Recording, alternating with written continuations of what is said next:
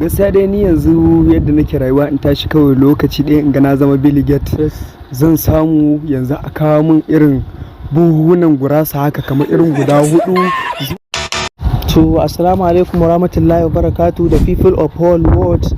I hope everyone watching this video right now is having a great time. So today I come with talent boy Malam Hassan. Assalamu alaikum. Wa alaikum assalam. Yau tambayar da zan maka shine misali a ce kamar yadda kake rayuwanka ne yanzu haka baka da ko sisi kawai sai ka waye gari ka ganka ka zama Bill Gates, to menene yaya zaka ji dai?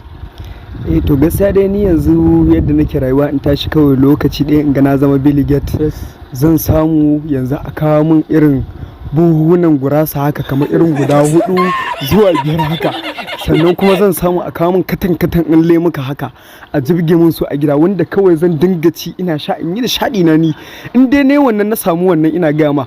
Kuma sannan zan hada dai in siya Najeriya ma gabaki ɗaya haka da irin su California haka in samu jirage dai wanda zan dinga keta hazo in shiga kasashe haka daban-daban. To kaga na cika wannan muradai na haka iya wa'annan sun yi. Gaskiya a duniya babu mai irin wannan ra'ayin ni dai